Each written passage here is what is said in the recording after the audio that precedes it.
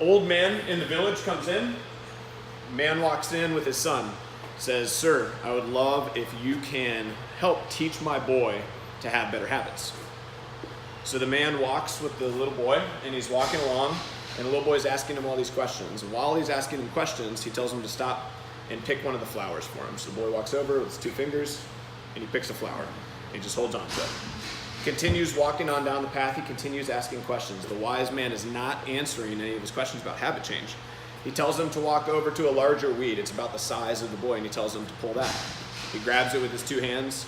He yanks and he pulls and he tugs and he gets it out. He says, "What do you want me to do with this?" He says, "Set it over to the side." And he tells him to walk over to a bush a little bit bigger. Now picture one about Andy's size. He says, "Now pull that out of the ground." And the kid walks over with all of his might. He sets his feet and his legs and he tugs and he pulls. It takes him about 5 minutes and he gets it out. Okay. Then the man points to the big oak and he tells him to walk over to that. He says, "Now take that out of the ground." The boy walks over, looks at it, wraps his hands around it, and obviously it's not budging.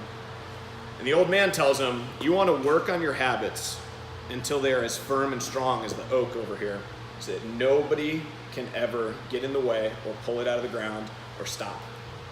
And so what we're thinking about that as we start thinking about our habits. What habits have we already let grow into a gigantic oak? Is it a good habit or a bad habit? Okay. What of our habits are still kind of small little plants that we can pluck out of the ground, right? That we can easily change, that we can just nip in the butt right away, and then we can plant a new seed and kind of start fresh from that capacity, okay? So we're going to be kind of utilizing that metaphor. We're going to have some things that are big oaks, okay? Those are our big habits. Those are things that maybe we've done for 20, 30, 40, 50 years, okay? Some of you guys, right? Probably not 50 years, right?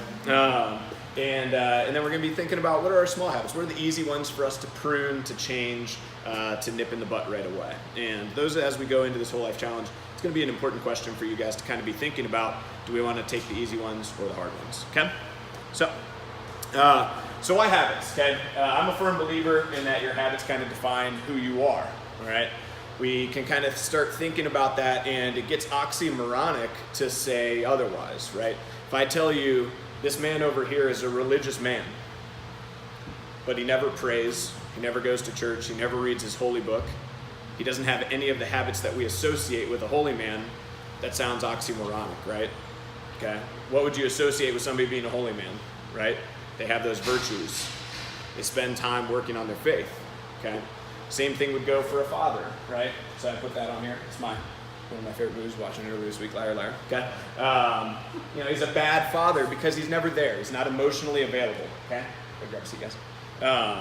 So one of the things that we associate with being a good father is the habit of being emotionally available, physically available, okay, for our kids. So this is what we think about. The healthy person, so we take somebody like a Matt Frazier, okay? He's the most fit man in the world, okay? Wouldn't it be weird if he never exercised or he had bad exercise habits, okay?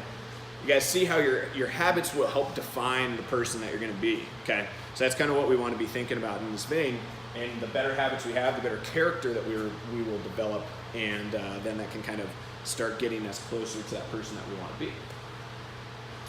So what I want you guys to think about, some of you guys brought pen and paper, perfect way to be fully prepared. For those of you guys who didn't, it's okay, don't worry about it. What I want you guys to think about real quick is what do you think your guys' best habit is? And I'd like you guys to try to think about 2, okay? And then what do you guys think your worst habit is? And again, same thing, kind of think about 2, okay? So I want you guys to kind of go through this. Just think for just a second, right? Self-awareness is one of those huge keys. We can't really start to move forward unless we are truly aware of where we already sit, all right? So the quote I have on there, if you guys can't read it, a little fuzzy. The ability to take an honest look at your life without attachment to it being right or wrong, okay? And I know that's an area where a lot of people struggle, is they like to maybe make it convenient where they don't necessarily say something like, I'm maybe not being as good of a husband as I could be, okay? I could be more present, I could be more grateful, I could be more thankful, okay? And it's sometimes hard to admit or say those things, to have that self-awareness for that moment. But if we can think about what are the things that I could accept, then I can start to move on from there, okay? So if you guys have some, think about those, all right? Some of my best habits, to give you guys some examples, okay, is I'm really good with financial discipline. Okay, it's something I've worked really, really hard on for quite a while. I've helped quite a few people with. That's been a really good habit for me over the last probably 10 years or so. Another really good one for me is exercise. Probably not a huge surprise to you guys, right? Can't tell you over the last 10 or 12 years if I've ever gone a week without working out like at least 3 to 4 times. Okay, it's just not something that exists in my life to struggle with exercising. Okay, some of my bad habits, cell phones, okay? Morning and evening, that's when I struggle really bad with cell phones, okay? And we'll talk about that one quite a bit because that's a bad habit for a lot of people. Yeah, I was gonna say, Andy, if you get a moment, see if we can grab some seats for these guys. Boxes, chairs, benches, whatever we can. Come sit by your friend Tim. Hey, Avatar. Hey, Kelly. So as I was saying, guys, being on time, if that's a bad habit, no, I'm just kidding. Just messing with you guys. I know, right? Look at Cole, full dad mode. Love it. Hey, Lise. You were casually dressed than you were last time. Good. Thank you guys for coming. I appreciate it. Nothing. And then one of the big habits that I really struggle with, that I really have to find myself consistently really working on really hard, is gratitude. And you guys have maybe heard me say that. I'm good at saying thank you for things as they happen to me. I have a lot of people, I'm thankful to have people surrounding myself in my life that are constantly doing really kind things for me and going out of their way to help me with things. And one of the things that I've always worked to aspire to, and Omar is a huge mentor for me in this, you are, is writing thank you cards. Okay, Omar, for his first year or so with us, probably wrote me about 8 cards, right? And just like long, detailed, handwritten, right? Telling me what friendship itself, what I myself meant to him, and kind of became his family a little bit, as he's obviously a few thousand miles from his family. And that stuff really made a meaningful difference in our relationship, and I felt that. And that's something that I really continue to have to work towards and aspire to, and something that does not come naturally to me. Okay, so as you guys are kind of thinking about that, hopefully you guys can kind of think about some things. So when we think about the good things, okay, the good habits that we have in our lives, right? These are some of the words that came to mind when I think about the good habits that most people would feel like they associate with, okay? So if you guys did write down good habits, or you thought about good habits, think about, are you convicted in that belief? Probably, right? A lot of you guys maybe put, I'm a great mother, okay? And I know there's some great mothers in this room right now, okay? Well, why are we a great mother? Why did we, have those habits of being a great mom? And it's because we have a lot of these traits that are associated with those things, okay? So we believe in our kids, right? Mom, do you believe in me? You do, right? She cares about me. She loves me, okay? And my mom, she is a great mom, okay? And she's always been a great mom. She has always had the habits of a great mom, okay? She's always there. She's always working hard, okay? So these are the things that we kind of think about that we associate with our good habits, okay? Bad habits, okay? It's kind of that idle hands or the devil's workshop kind of thing, right? A lot of our bad habits are going to be associated with things where we maybe have, loose time on our hands, okay? And then we aren't filling that time productively because we don't have a system in place to fill that time productively, okay? If you guys are waking up tomorrow morning, it's Sunday morning. Most people don't have a lot of stuff to do on Sunday morning, okay? Some people choose to fill that with faith and church. Some people choose to fill that with family time. Some people leave that time loose, and if that loose time is just left that way and you don't have a plan for it, then a lot of times that's when we're gonna start having that time filled with cell phones, right? Things that aren't maybe sleeping, oversleeping, hitting the snooze button a couple times, some of those things, okay? So as you guys are thinking about that, as we start kind of working forward, think about how you guys think about the habits that you have and why we maybe have some of those bad habits, okay?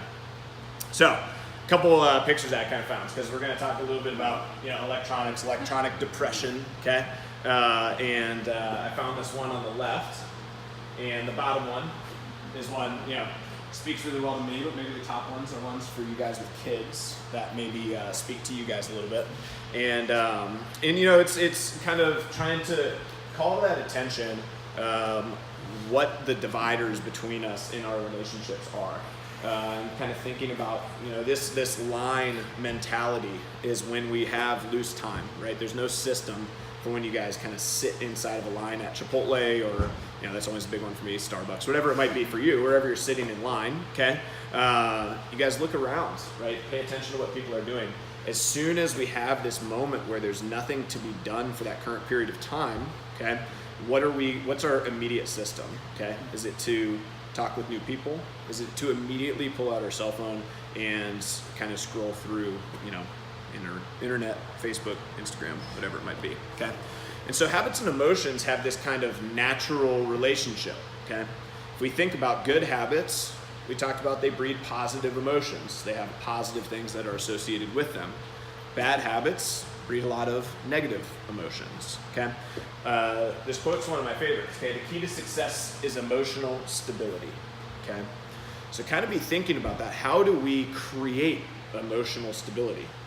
It is something that we can work towards, that we can actually take time to build and develop, okay? And we kind of think about that. We think about maybe a toddler, maybe not a baby, right, but a toddler, okay? And if we think about what are the habits of that toddler, okay? Does that toddler, go out, are they running and jumping and playing and being a natural kid all the time, right? Are they eating a natural diet? Or are we feeding them too much sugar and making them sit inside and play on electronics? What are the habits that they have already developed, okay? And those habits, what we've started to see now, as a lot of these studies have started to come out, the more sugar that we're giving, the more screen time that we're giving, the less emotionally stable that the kids are, right? So it's that kind of same thing. We don't change that much from adults to kids, okay? Our tantrums don't look quite like this, right? They maybe look a little bit different. They're maybe being short-tempered with your spouse, okay?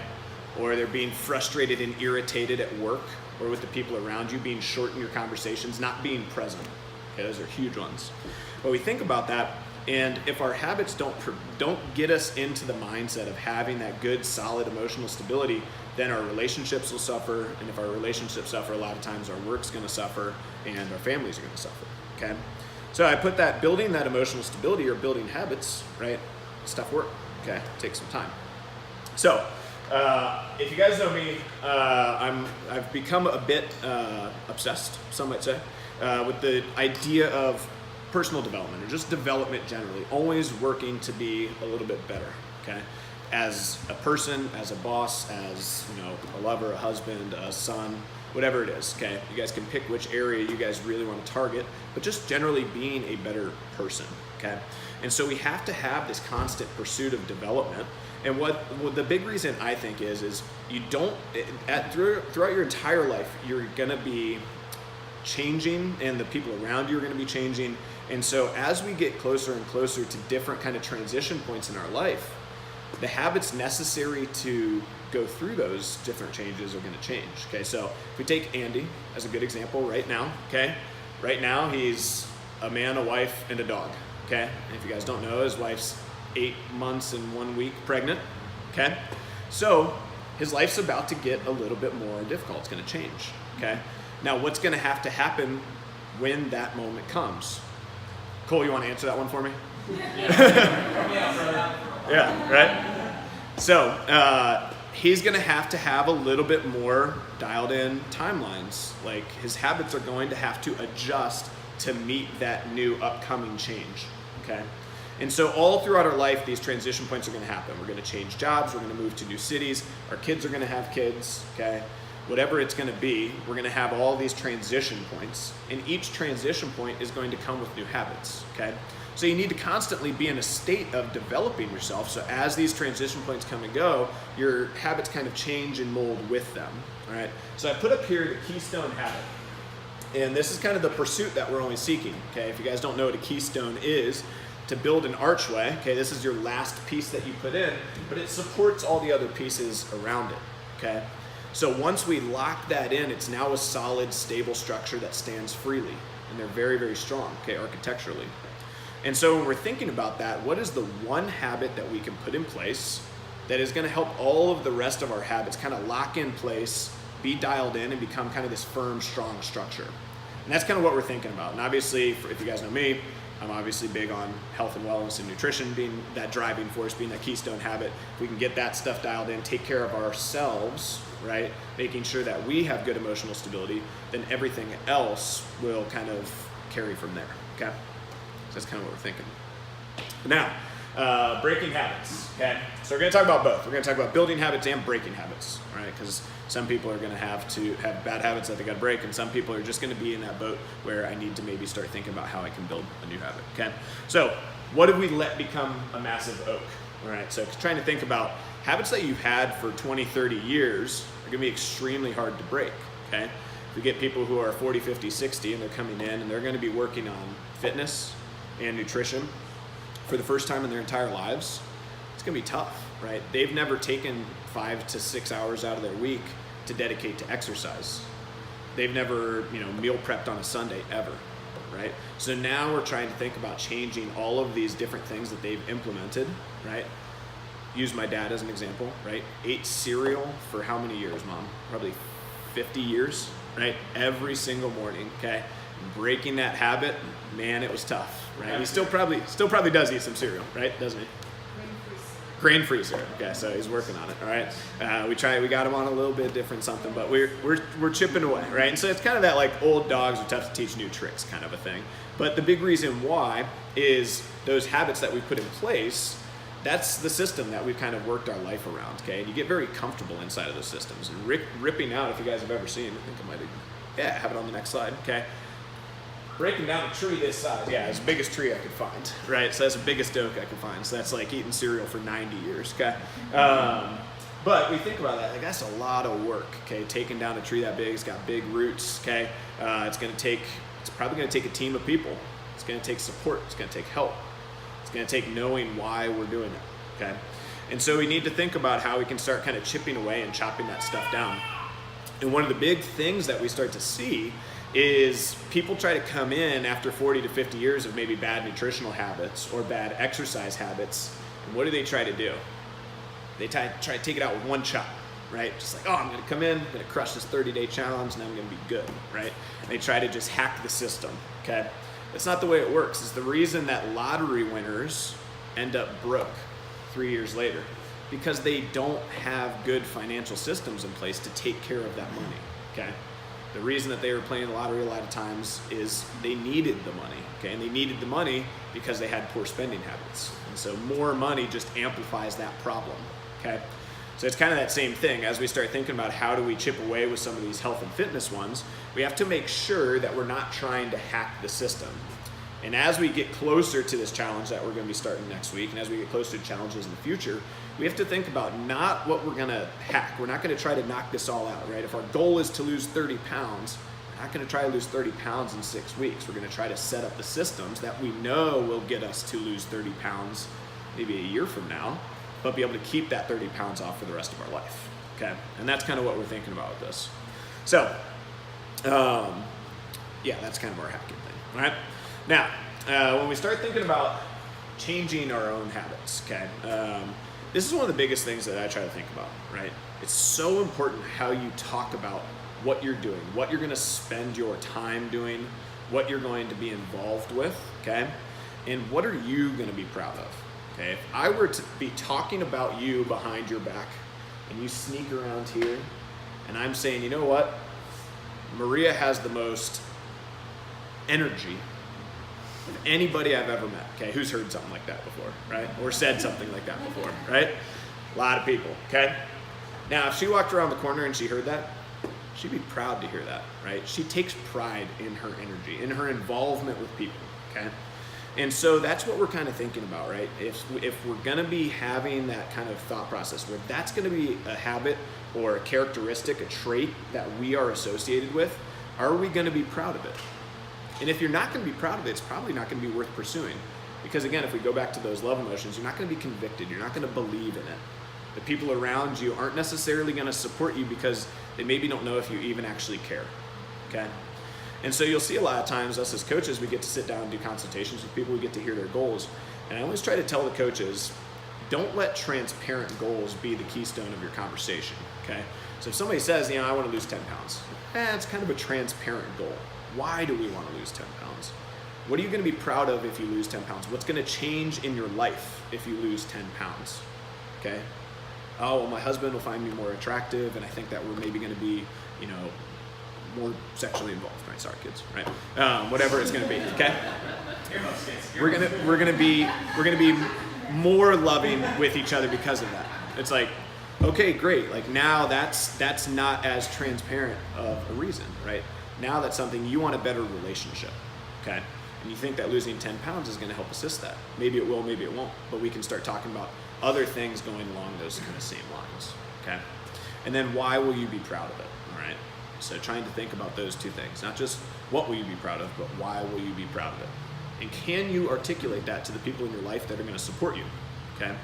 So if I can sit there and I can tell Omar, hey, I really want to start dialing in my nutrition this month, okay? And Omar asks you why. Say, well, I felt really lazy, I felt lethargic, okay? I haven't felt good about myself. I've been staying up later at night, right? I've started drinking beer, started doing X and Y and Z, okay? And I tell Omar that, and then Omar's going to do what?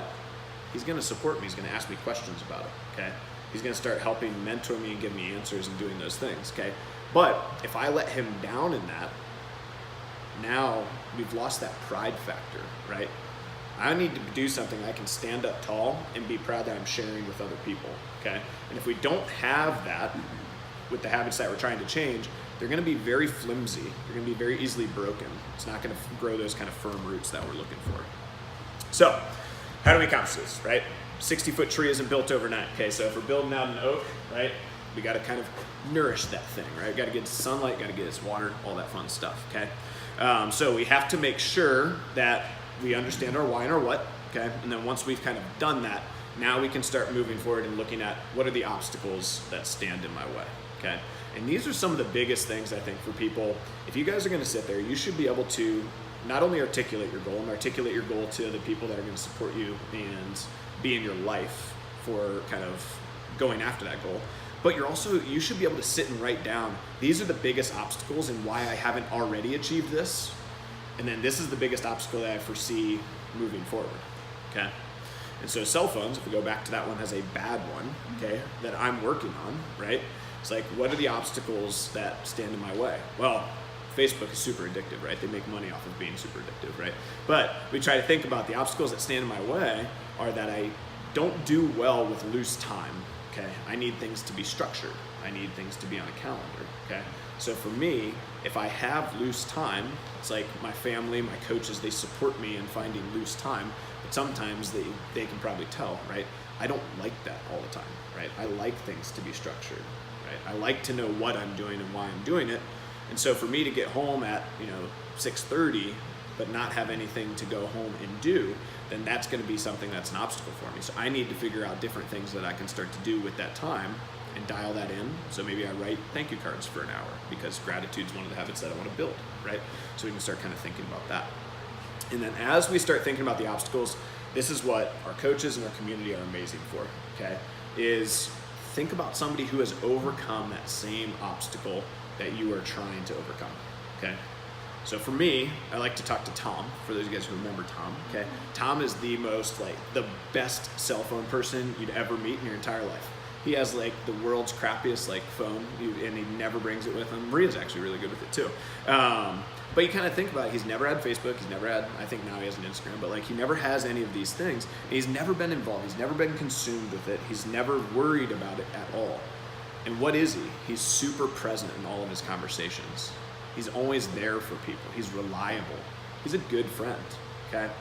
And a big reason I think why is because he is always so present. He's never, I don't have my phone on me, but he's never this guy talking to you. It's like, yeah, cool.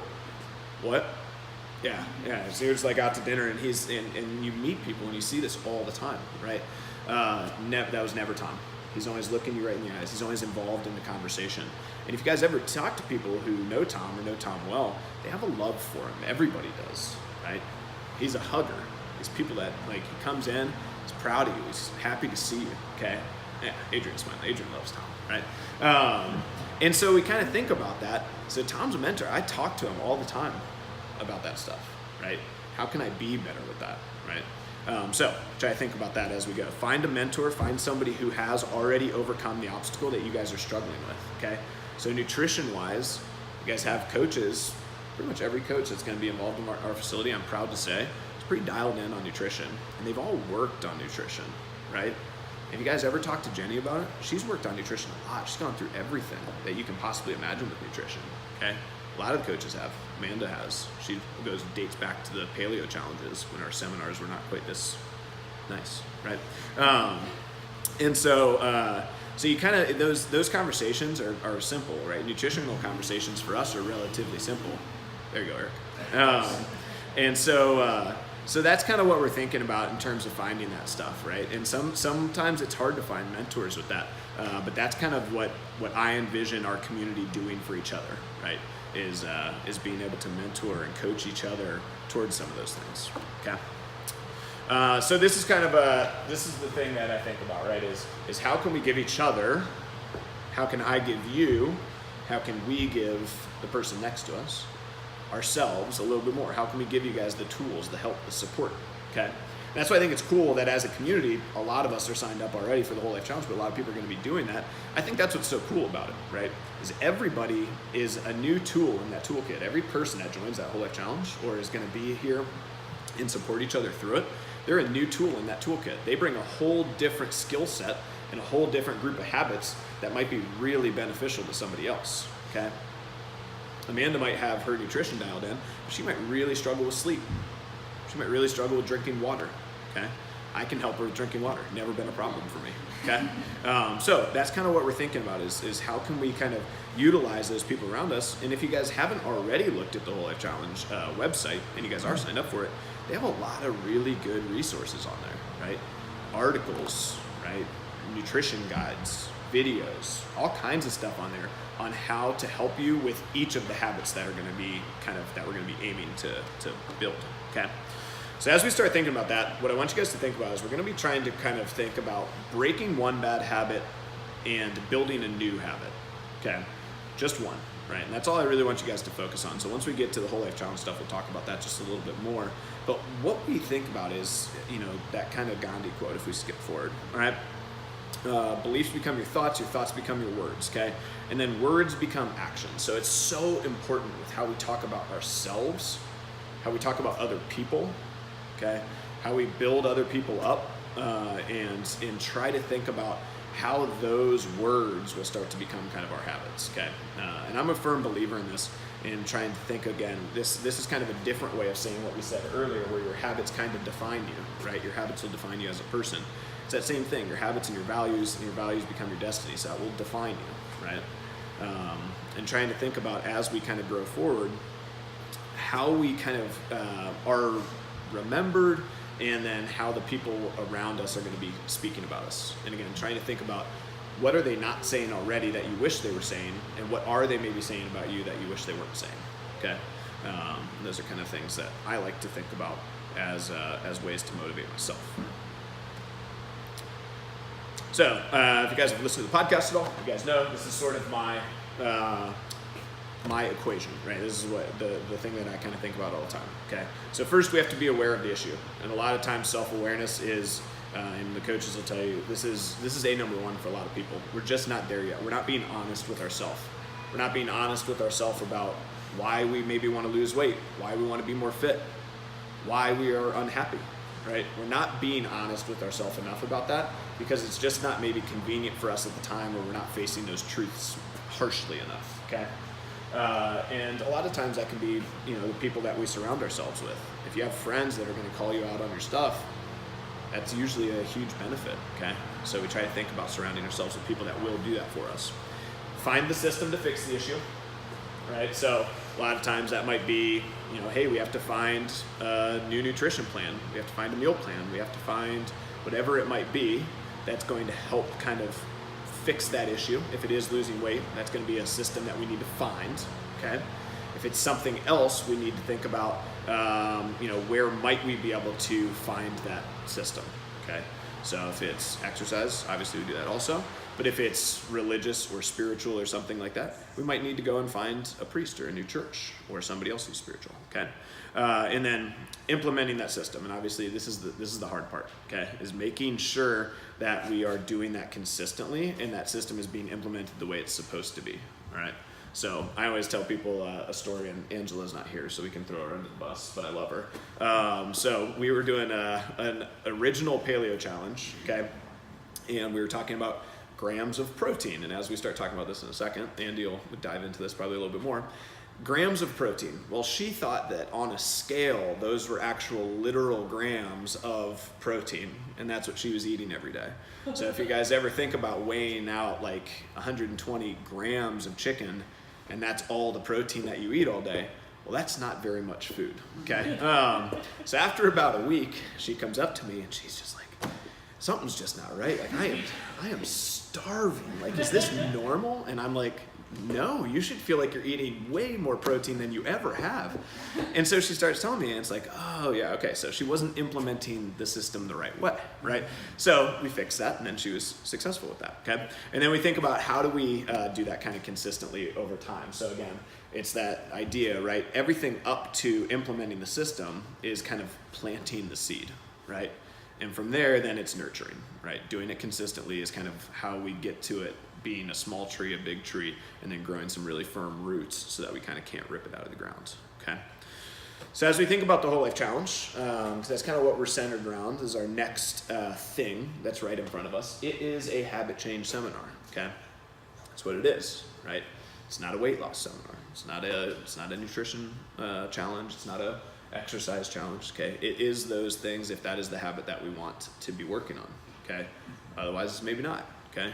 Mitchell's been really dialed in his nutrition. He works out 5 days a week, maybe 6 days a week, every single week without fail. When's the last time you didn't do that? Can't remember, right? It's been a long time. He's very systemized. Noon class, Monday, Tuesday, Wednesday, Thursday off, Friday, Saturday, every week, okay? So we try to think about that. Maybe exercise isn't gonna be too much of a worry for him, okay? So we start going down the list then. What is it going to be, okay? We can make these whatever we want it to be, okay?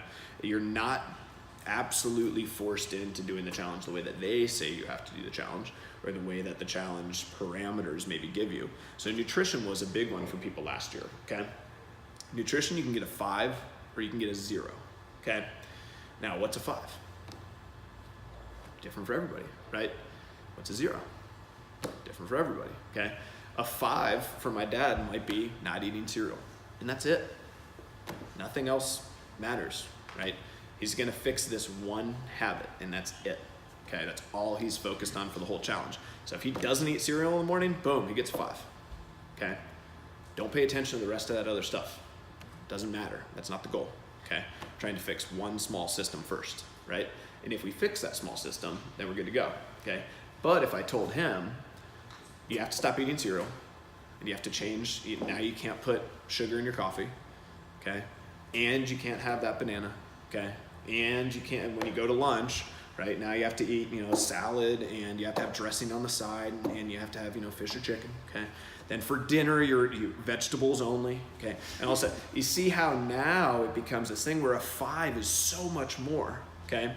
And it might not be sustainable for him yet, because we're still need to work on just that first one, okay? So that's kind of what we're thinking about. Don't make the 5 this big, grand thing. Try to think about a 5, a perfect score, is you accomplishing your one goal, okay? Your one system, your one habit that you're trying to build over this next 6 weeks, okay? And if we can develop that one habit, that one system, and think about how cool it is. Like, it's people, everybody's trying, we're all in a big hurry, right? Not a lot of people are super patient anymore, and myself, I'm probably one of the worst at that, okay? But think about if every 6 weeks you put a system in place to fix a habit like that, right? It was breakfast for the 6 weeks, and the next 6 weeks it's lunch, and then it's a snack, and then it's dinner. It's like 6 months from now, you'd have nutrition 100% dialed in for the rest of your life, right? But everybody's trying to do it all at once, and then we crash, and then we fade, and then we fall, and then 6 months later, the statistics are back, right? 90% of all challengers fail 6 months later. And by fail, that means that they are heavier or worse shape that they were when they started the challenge, okay? So trying to think about that. That's how I want you guys to take this challenge on, okay? Mobility, sleep, right? Sleep's a big one, okay? Trying to think about maybe one thing I'm gonna try to do, okay? I'm gonna try to wear a sleep mask for the next 6 weeks, okay? Because total blackout does a lot for deep sleep, okay? Maybe I'm gonna try to do no electronics before bed for 6 weeks, okay? A lot of big ones like that really carry a lot of weight, but trying to think instead about like the sleep again. If I tell you it's a 5, what's a 0, okay? Some people it's like 6 hours, like, oh man, I got 6 hours, that's awesome, that's incredible, okay? If you guys know Maria, she's like, I need 9 hours minimum, okay? I know, seriously, that's why I should be bed at like 9 o'clock every day. But that's what you think about, right? She needs to have that sleep to have the energy like that she likes to bring to people throughout the day, okay? And she knows when she doesn't have that, she's not as present of a person, she's not as good of a coach, okay?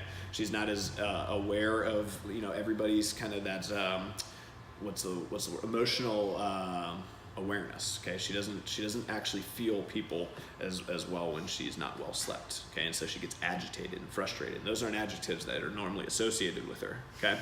And so when we think about that, sleep for her is maybe a 5 is very different than sleep for somebody else, okay? So trying to think about, does that make sense to everybody? Everybody, how we're gonna kind of do the 5s and the 0s and the perfect scores and that, okay? And then if we're thinking about how we're gonna take away the bad, okay, what we're gonna chop down, again, don't try to chop down something that you guys have had in place for 20 years in the next 6 weeks, okay? It's a fool's errand, it's not gonna work, okay? Try instead to think about how can I maybe, do it a little bit at a time, or what is maybe the long-term vision of what that looks like, okay? And so for you right now, right, Kelly, Cole, maybe a 7-hour straight night's sleep's not in the cards, okay? Is it? Nice, I love it. Nice, wow, I love it, all right. Yeah, I love being proven wrong, right? Never did, okay. So we'll use that as an example. Kennedy, what are you doing, all right? But we think about that, maybe that's not in the cards, okay? So maybe something else, they're gonna implement something small and they can maybe trade off nights or do something along those lines, right? Everybody's life circumstances is going to be something different, but how can we chop away at some of those bad habits that we maybe haven't been doing well over the last few years and make a small chop in that piece of wood so that we can maybe attack it later, and then with our good habits putting in place, it'll kind of take that over, okay? All right, so what are your guys' questions on the whole life challenge? And then does anybody have any questions on habit change stuff? Either or. I'll take either right now. Scores this time, it's either just a 0 for 5 or 5 for everything, no in between. The only thing that there is like a 1, 2, 3, 4, 4. Yeah, most everything is a 5 or a 0. Yep. I think there's one thing that has like a 1 through 5. Nutrition is one. Every time you deviate from your plan, is one. You take one away. Yeah. So every time your dad would think about eating cereal, yeah, maybe he takes one. Takes one. I like that. Yeah. So does that one? Yep. Yeah, that's good, right? And everything else for the most part is either I did it or I didn't do it, okay? And so for exercise, it's 10 minutes a day, okay? For mobility, I think it's that you spent, again, some time. Sleep, you set your own goal. Hydration is, I think, your body weight in ounces or something, or half your body weight in ounces. Well-being, they have a different challenge every single week that you guys can take on. Some people really like some of those, some people did not. So we're kind of maybe thinking about doing our own. But again, I would like you guys to maybe think about what is my own well-being challenge, okay? And then reflection is, do you journal or catalog your own thoughts for that day, which is public. And so for us, that was probably my favorite piece, but by the end of the challenge last year, most people were kind of out on it. But I really enjoyed reading what people decided to take on and kind of being a little bit more involved with that. That helped me help you guys, hold you guys more accountable. That helped us have a little bit deeper conversations with people who were really dialed in on the reflection stuff. So it's not easy. I think sometimes it's always at the end of the day, they open up a window and it's like, hey, tell us about everything, and you're on your cell phone. It's like, well, I'm not supposed to be literally the one's not supposed to be on my cell phone right now because I'm supposed to be doing no screens before bed. But you can do it kind of the next day, so they're a little bit lenient with that. Anything else? No? Good. Thank you. You guys ready for Andrew? Good. Yeah? Awesome. Thank you. Okay, guys. Well, hey, thanks for taking some time out of your football Saturday to come here. I would imagine that everyone in this room is here to try and work on something. Otherwise, you wouldn't be here, right? Trying to find some information out, trying to better yourself in some way. So thanks for doing that. Also want to tell Jeff thank you as well for hosting this, because I think it's going to benefit a lot of people over the course of the next 6 weeks and hopefully beyond that. So thanks for hosting this and getting this all set up. So real quick, I saw some unfamiliar faces in here, so I'm happy I put this slide in. But more or less wanted to share with you guys like who I am, because I know a lot of you guys might just know me as a coach or a nutrition coach here.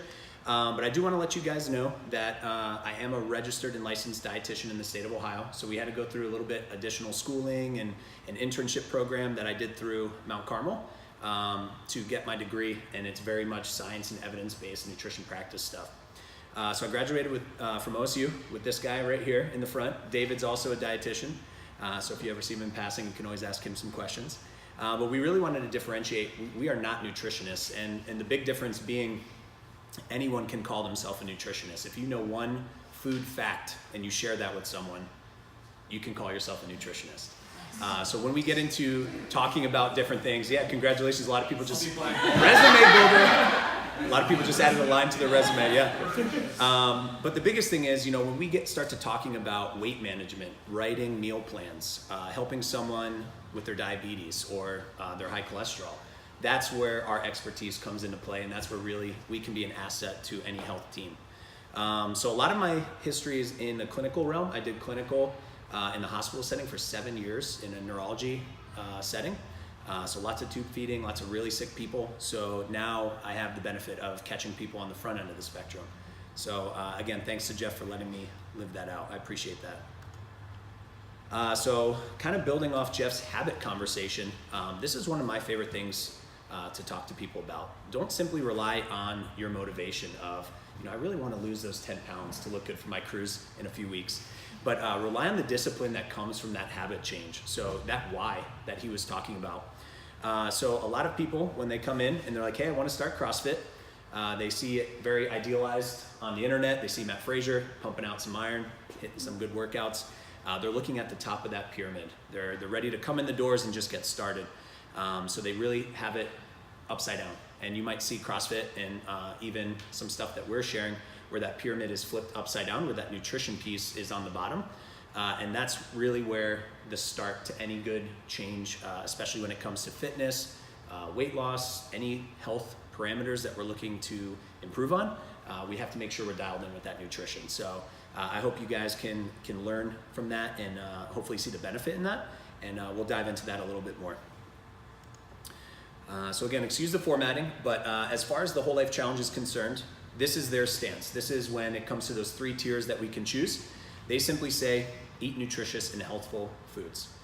So trying to make it nice and simple for us, we tend to make things very difficult when in reality it can be very simple. So I really liked this quote. I wanted to put that up for you guys to not, again, building off habit change, not get overwhelmed by changing everything in your nutrition tomorrow. Just focus on one aspect that can be hugely impactful and just making it as simple as possible. So and that's what we talk about a lot in counseling sessions and in passing in class. So keep that in mind when you guys are thinking about that and what your main goal is with your nutrition for this. So as far as the Whole Life Challenge is concerned, you guys, if you had signed up, can I get a quick show of hands? Are you guys signed up? Who signed up? Awesome. Oh, it's like this half of the room and not that half. But good.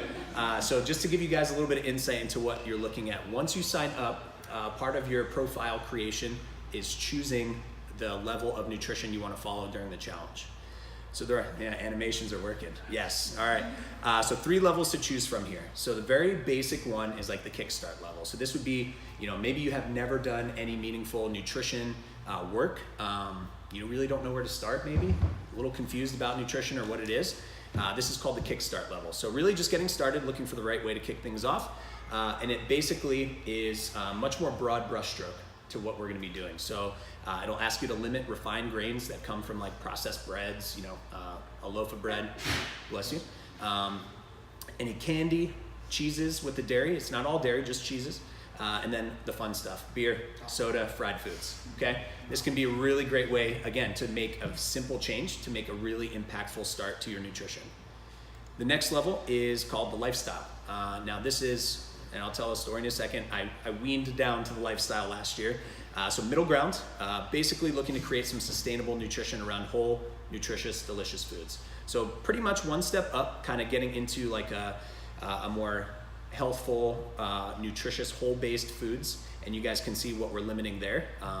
Getting a little bit more in depth on label reading, limiting sugar alcohols, things like maple syrup, milk, things that people might not necessarily think are bad for us, and they're not, but just will help optimize our performance and optimize our health. So the last one being the performance. So this is you're interested in peak performance and mindful of inflammation. So I walked in last year and I'm like, you know what? I'm gonna be ready. I'm gonna knock out this performance thing. And thankfully, we can edit the type of challenge we're doing until the 6th. So you have about 7 days to try it out. So I remember I was talking with Baby Bear. I'm like, all right, we can do this. And she was, like Jeff said in his podcast, very anal about what was on the approved food list. And peanut butter, being one of my favorite foods, is not on the performance food list. And that's where I about lost it. So it's really, again, for me, I wanted to take it as a challenge to clean some things up a little bit, but I really wasn't ready to jump into that like full out performance, more paleo-esque diet, or nutrition focused, I should say. So, I would encourage you guys, if you are, thinking, maybe Kickstart's right for me, but I want to try the lifestyle option, give it a try for a few days. You can always edit it for the challenge purposes and drop down to Kickstart if you want. Or from some of you higher level athletes or veterans in here, maybe the performance option would be an awesome challenge for you guys. So think about that, and it is on the website. You can see the full description of the food lists, and we'll talk about that a little bit more. So our track for success. How do we survive the whole life challenge? How do we be successful in this? So basically, once you choose your tier, I would recommend by starting to find out what foods to avoid. And this is where we kind of Baby Bear jumped in. So she committed that rule book to memory. She printed it off, color PDF right on the refrigerator. And I would recommend doing something like that. And basically what you'll find is no matter what tier you choose, and this is just a general like pro tip from any dietitian you talk to, really shopping the perimeter of the store is where your safe zone is going to be. And if you really think about that, it's going to be your produce, your vegetables, your butcher shop where your seafood and meat are, and then sometimes, the dairy that we have, some milk, some eggs, all the good stuff. So that's a very good tip. Now, it's not to say that there aren't good things in the center aisles, because there is, but in general, if you were to follow something like that, you're pretty much in good shape. So as far as identifying the bad foods, this is something where some people do struggle with, and I think one of the easiest things is when you are purchasing something, and if it is from the center aisles, turn that package over, try and read that food list. If you can't pronounce some of those things, or they look like they should be in some atom bomb or an ant killer somewhere, you probably shouldn't be putting that in your body. So think about that. Other foods that require like little to no prep, those ready to eat frozen foods or dinners, those aren't going to be the best thing for us as well. Will also be not allowed on any of the food lists as far as what you're choosing for the whole life challenge. But then this one is a big one as far as producing a pro-inflammatory response in our body. So think about last time you had something that maybe wasn't all that great, and you woke up the next morning, maybe congested, had a little bit of mucus, you didn't sleep great, you woke up, your body felt a little weird, felt bloated, GI system wasn't working great. That's probably a good indication that that food was not for you. And I'm sure we can all think about like maybe going out to a meal or splurging a little bit with friends. That's something too that maybe that should be something you should try, and maybe make that your nutrition focus. Just gear back from that and see if you can build from that habit. So for us, I like to talk a little bit about what is your why. So beyond fitness, beyond what we're doing in here on a day-to-day basis, what's the long game, right? What are we really talking about? And that for me is longevity, a healthful life, and a long and healthful life where we can maintain the quality of that life and stay functional, stay healthy, and stay independent. So really this is kind of the cascade that we end up finding when we really don't make nutrition a priority. Over time, we can obviously know it leads to some excess weight gain, which creates this hormonal cascade in our body that then leads to feelings of lethargy and depression. From that point, it becomes a very cyclical issue that's really hard to break. So that's why it's super helpful to start to recognize those habits early and start to tackle those. So for me, when it came to thinking about, well, why am I doing this for my nutrition, to be around for my family and be independent and be healthy, these things prompt the following conditions, right? we can have some elevated blood pressure or high cholesterol, which ultimately can lead to heart disease, high A1C level, which is a diabetic biomarker. So that can ultimately lead to diabetes. Prediabetes is one of the most highly diagnosed conditions now from physicians' offices because it's just a simple blood test. And then obviously excess fat surrounding our vital organs, including our brain and our liver, can lead to some liver disease and dementia. And then as well as some high inflammatory markers. Consuming those refined products, those things that are not designed to help our bodies perform optimally, can ultimately lead to some cancer biomarkers as well. So think about beyond what you guys are doing just for the next 6 weeks, right? Think about, a lot of people have families here, maybe even a family history of some of these diseases. When you have that first degree relative, it really increases that risk. So think about that, think of the long game to get really a strong why behind what you're doing here. And I wanted to share this here, and I know it's kind of blurry on the bottom, but this just came by this week. This is one of our athletes here in the gym. These were his biomarkers from October 2016 to December 2017. We can see a little bit of an uptick in some of those things. Blood pressure got a little bit worse. Body fat percentage got worse. His weight went up about 10 pounds. And then he kicked into CrossFit in the beginning of the year, January 1st. And you can see from January to September, dropped about 15 pounds. His body fat percentage plummeted beyond where he was in October. All of his other biomarkers improved. So this is like the real cool stuff underneath the hood, I like to call it, that you don't see on a common day-to-day basis. So there really can be awesome improvements in, just really tackling on some good nutrition habits and good exercise habits that can make a significant impact for the long run. So a lot of times we talk about in the health clinics, where nutrition can play a significant role. Oh, we gotta go back. All right, thank you. So these are the top 10 causes of death in the United States. So this encompasses 75% of all deaths recorded. And I put a little asterisk on the bottom. The top 2 are going to account for over half of those deaths. And we can see out of those 10, 6 are nutrition and lifestyle related. So that's really my point to help kind of hammer it home. We can really create some big change in our life and our life outcome if we can really talk about and focus on nutrition playing a significant role in our overall health and what we do. So sorry to use that word death, it's pretty intense. Now we'll bring the mood back up. All right? Oh, wow. Okay, let's make this a little bit bigger. We got this. That's super small. Let's see if we can do this. Whoop.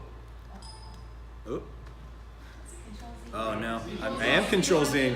Yeah. Thanks, buddy. Pause.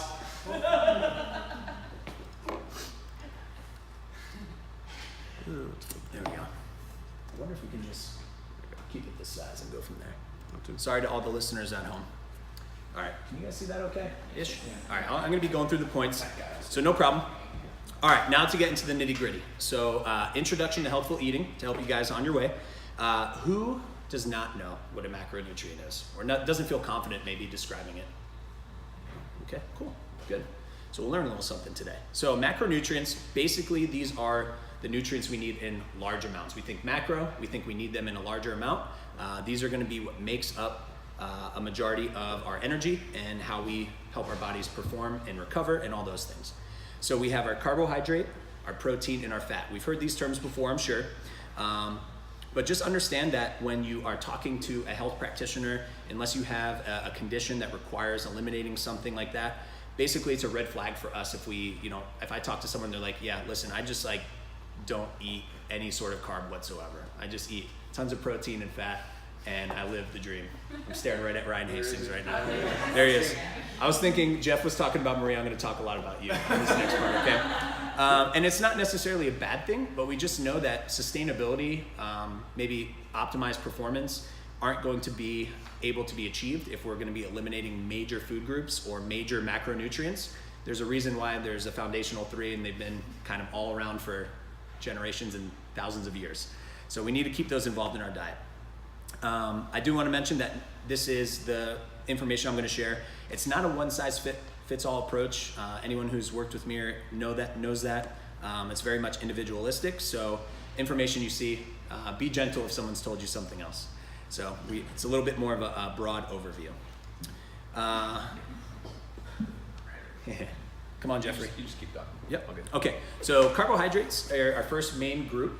And basically here, we want to think about our body's main energy source and preferred fuel source. So that often gets skewed in some people's minds. So our body prefers that. All of our energy and aerobic systems are built to consume and digest carbohydrates. And this really is where it should make up a majority of the calories we consume. So most of the time, it should take anywhere from 40 to 50% of our total calories. So let's say I put you on a 1,000 calorie diet, which I never would do. 500 of those calories would come from carbohydrates. Okay, so that's what that means. They contain about 4 calories per gram. Now that's gram within the food, not grams of bread and other carbs and fruits like that, like Angela had that issue with.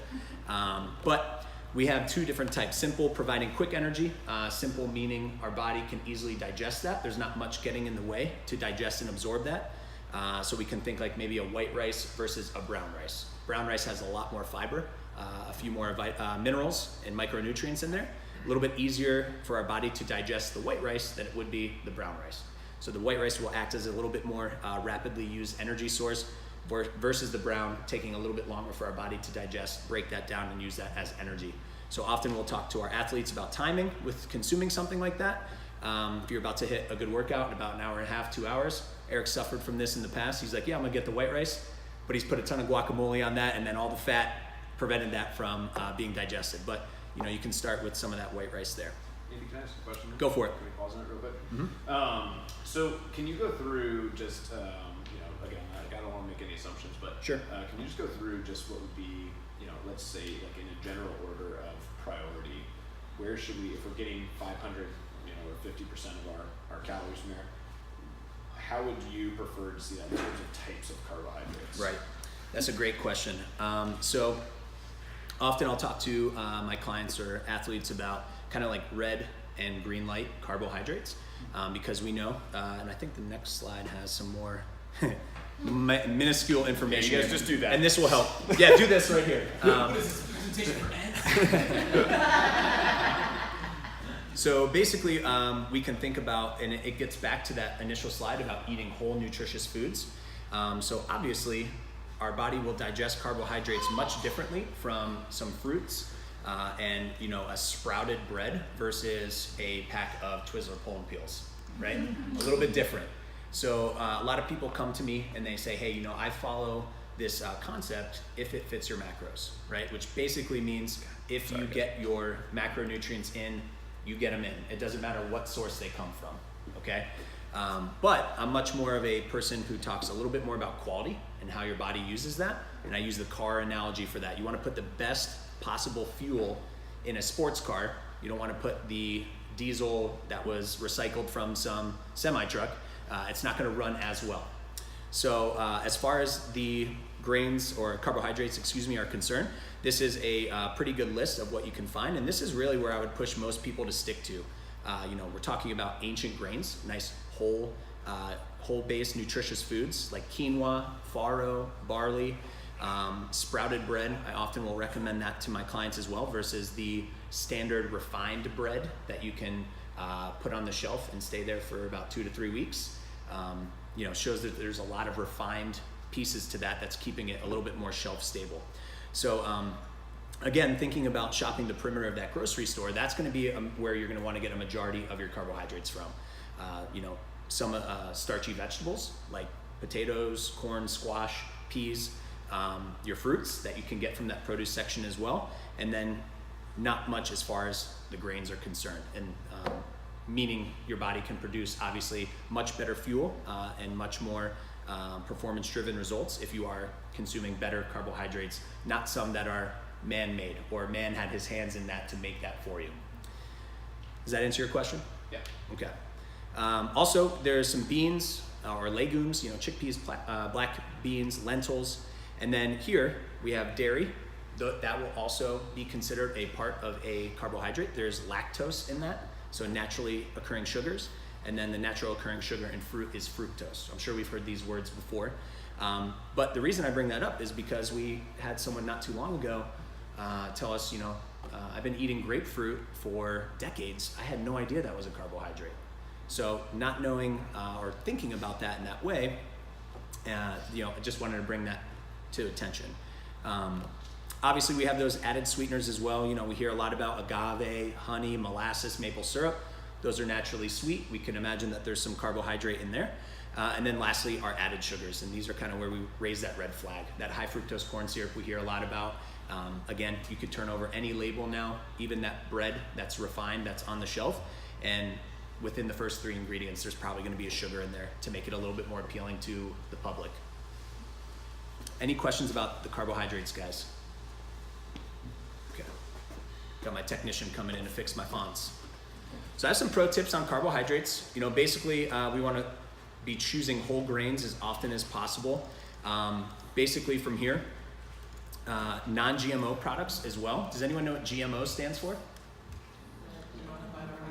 Correct, genetically modified organisms. So it is not that they're unhealthful. It's a great way to kind of create crops that are pesticide resistant and create crops in a large amount.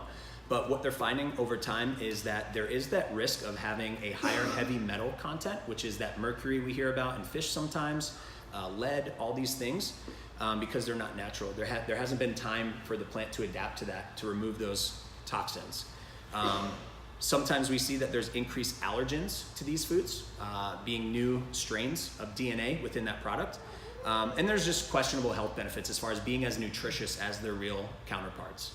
So you'll see arguments on both ends of these. But again, if we're thinking about just really making some awesome, healthful changes on fueling our body the best we can, sometimes it's best to kind of avoid those GMO products.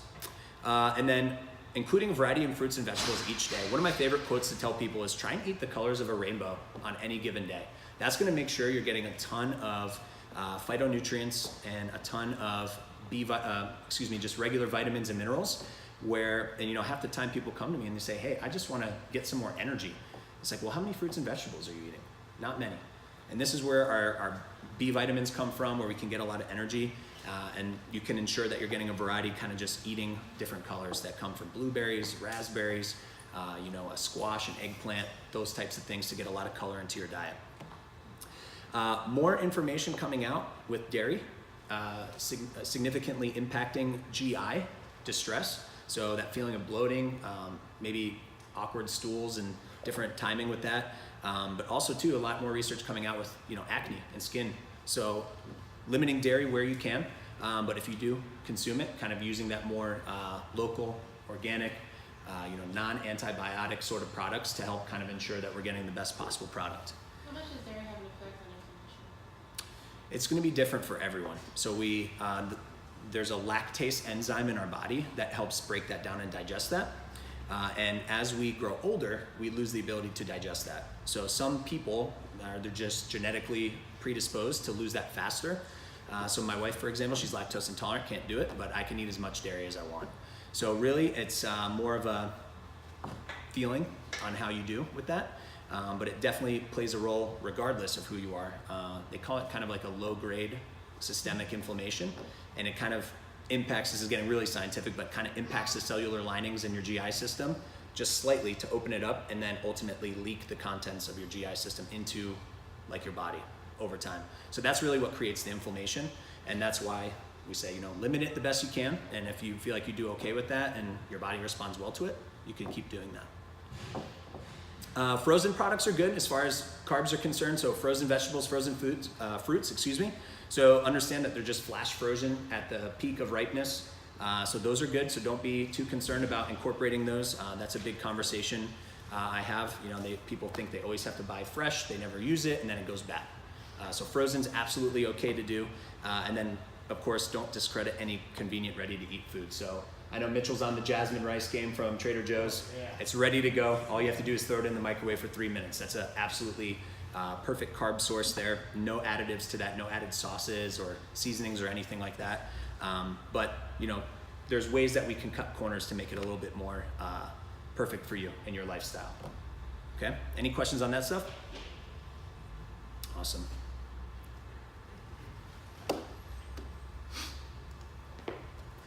Cool, awesome. So, you know, a lot of times people come in, you know, they're like, hey, you know, I'm doing pretty well with my nutrition. Yeah, I'm eating a lot of healthful foods, you know. I got some granola bars. I had some pasta with store-bought sauce last night.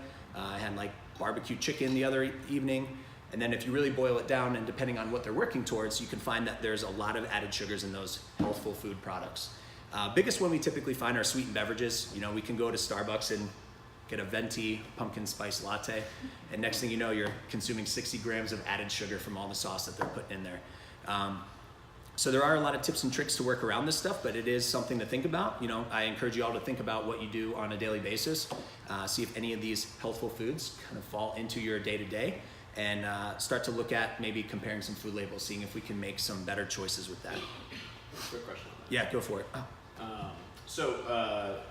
Because I think this is super common. We talked a little bit earlier about self-awareness stuff, Mm-hmm. right? And sometimes this is one of the big areas where we see where people actually do, like, they really do think that they're eating really healthy. Mhm. And it's not even just a lack of self-awareness, it's a lack of, like, information. It's a lack of, you know, the nutrition or the current state of America is, like, to have some misinformation about, like, what truly is healthy. Mhm. I think you put a lot of things up here, you know, I think granola bars, right? Like, maybe 10 years ago, I would say it's maybe gotten a little bit better, but 10 years ago, I think people would peg, like, granola bars as, like, one of the healthiest things that you can probably go and eat, right? Mhm.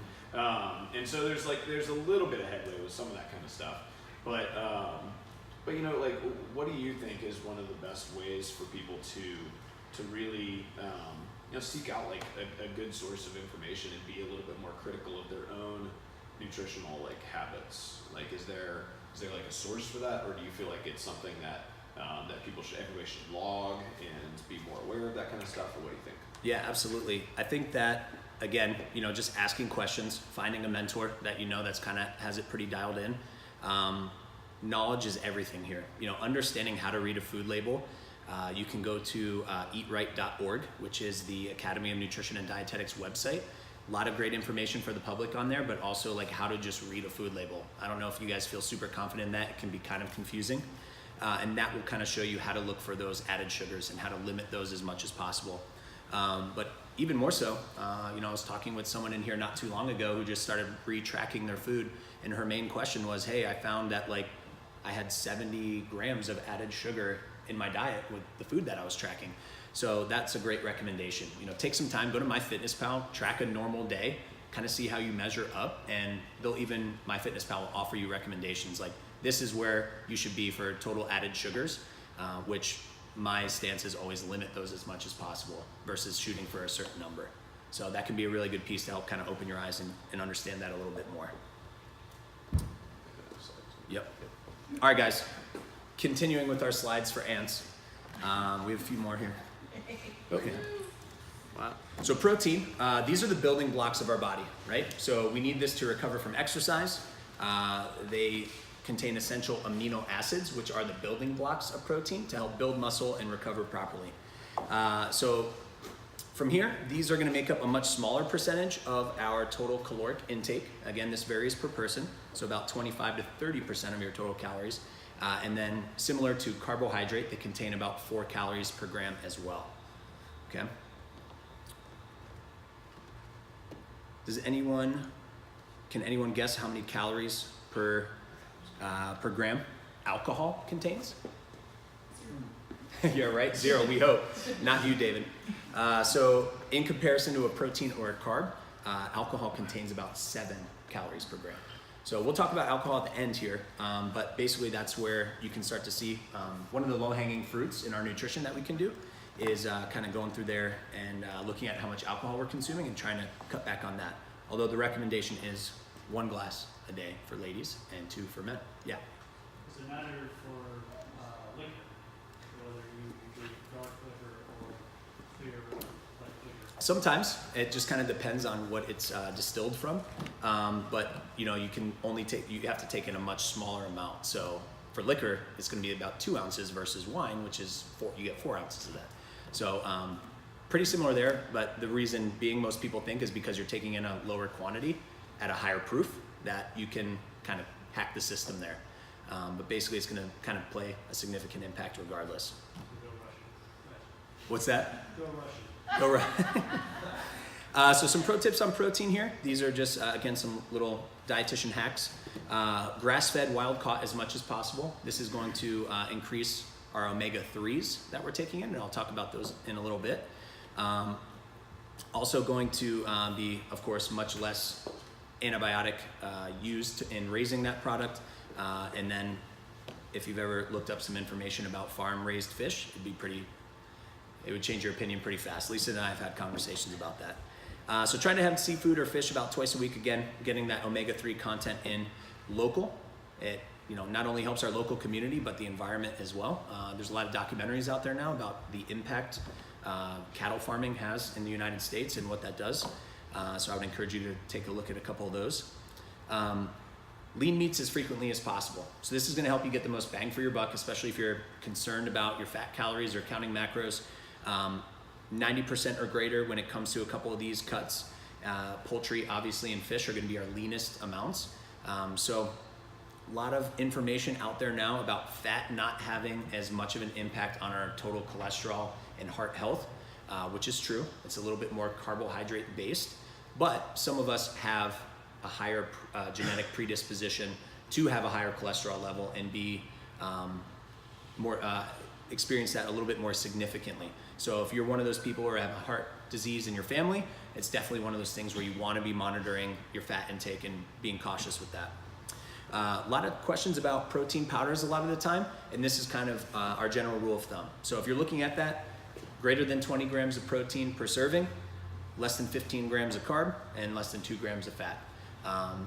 Also be cautious of the source. A lot of those have a lot of additives, a lot of fillers that's not monitored by the FDA. So basically Dash and I can go into our garage and I can start just making protein powder and put a label on it and sell it to you guys and be cool. All right? I should totally do that. What would we call that? Yeah. Yeah, think about that one. But yeah, questions about protein, guys? Lisa. I just have a quick comment on the fish. So Steve and I found at Whole Foods, we were looking for the wild salmon. A lot of it's really, really expensive. Yeah. They actually will have it on the guy behind the counter told us it's the same salmon at the counter, but they freeze it individually and they package it in like packs of 6 in that center thing. And Cool. It's about half the price. Nice. So it was just like a tip that we found the last couple weeks. Yeah. We stocked up the freezer and you can get really good quality stuff. You just kind of look for it. Like we were talking about with vegetables frozen. Yeah. The same thing. Yeah, same thing. Yeah, some people just don't like the idea or like feel like it tastes different sometimes, but that's a great tip. Absolutely. Yeah, Akhtar. When is the best time to take the protein? With meals? Or Great question. afterwards? Yeah. So there is the window of gains is true, okay? There is a certain amount of time we need to refuel after a workout. So if you're eating, if you've had a workout, the best thing you can do is eat a meal. If you are between work or it's gonna be hours before you can have a dinner time, that kind of magic sweet spot is about an hour to 2 hours after your workout. So that's when it's ideal to get in a protein shake or eat a meal right away so your body can recover and replenish properly. Yeah, that's a great question. Jenny? So you talk about the protein powders. What about the pre-made protein drinks? Yeah. Sometimes there's a couple of good ones out there, but a lot of times you'll find that they are higher in fat because they are mixed with oils. So like Premier Protein is one, Muscle Milk is one. There's a couple of them, and again, it's for shelf stability, right? You can make those and put them out on the shelf, and probably drink them again in 2025 and not have to worry about it. A lot of those have a lot of additives. Yeah. And again, they're there to help kind of, protein has been a huge trend in the United States. And basically everyone's kind of getting in on the protein game. So people are trying to make it more appealing, and that's where the taste and that fat sensation comes from. So yeah, be careful with a couple of those. Taylor. So would you say like if you can't get enough protein, if you can't get enough protein without using protein powder, is that like more ideal? Yeah, absolutely. Yeah, and sometimes it just, again, depends on your goals, but it's sometimes difficult to do that. Some people just simply can't eat that much food, and that's where it kind of becomes a benefit to an athlete or someone, working on weight loss goals or whatever it is. Yeah. So Phil? if you do a protein shake after a workout, would that affect protein you consume later? Lesser? Not necessarily. You do want to, again, it's about meal timing there. So you want to give your body a little bit of time to digest and absorb that. Because again, Tim and I have had this conversation. There is a certain amount of protein your body can absorb at one time. So it doesn't make sense to have your protein shake and then eat a meal right away, or having your shake with your meal. So it's a little bit of time to digest that, about another 90 minutes or so.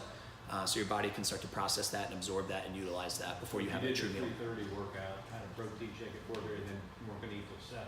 Yeah, that's a perfect example of when you'd want to do that. Right. Yeah. Good questions, guys. Gotcha.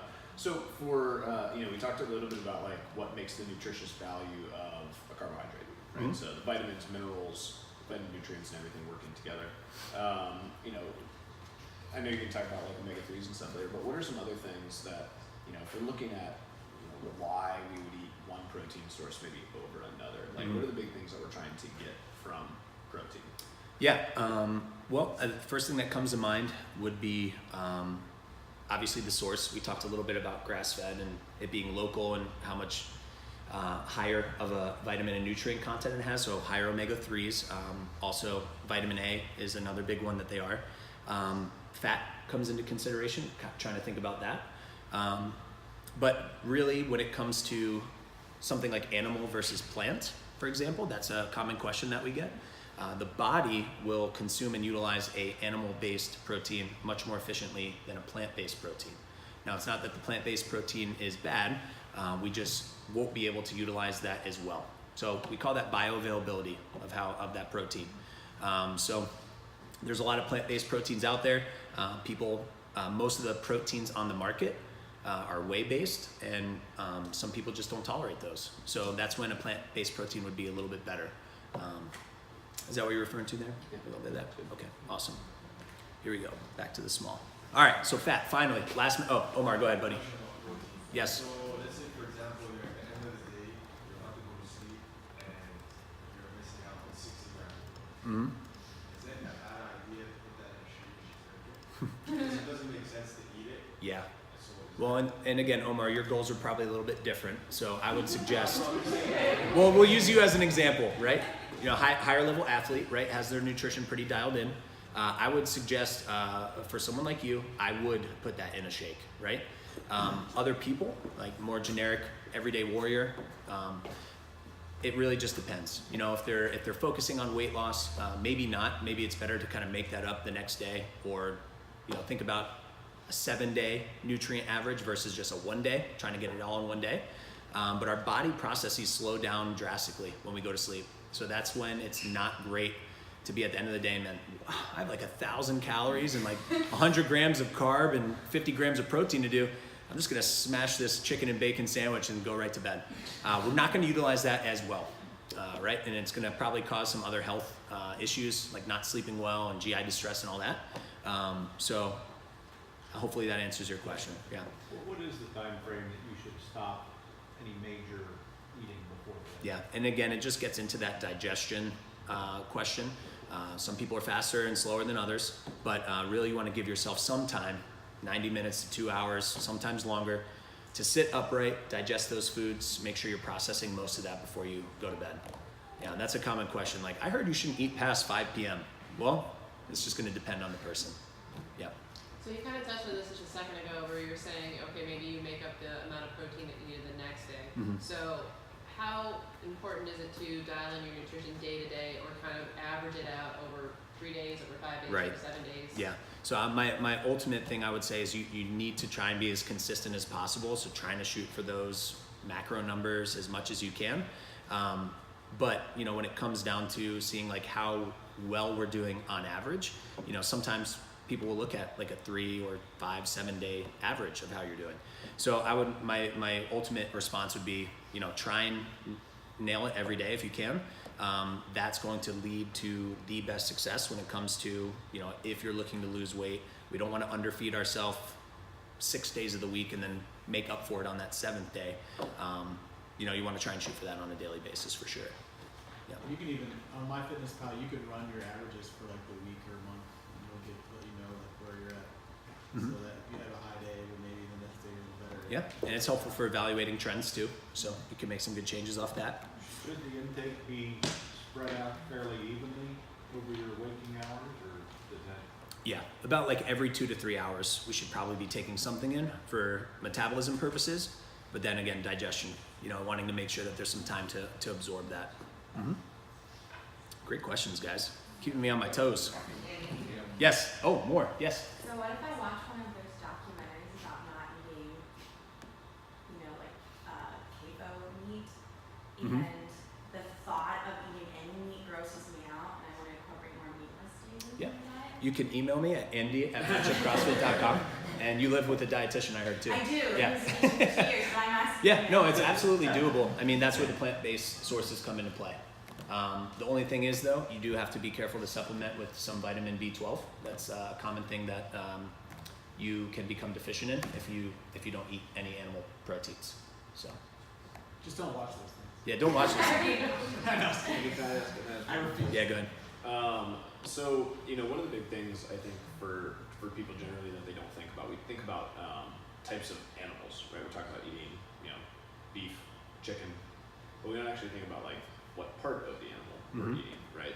So you talk a little bit about eating like involving some different organs or maybe some different possibilities, and the added nutritious value of that.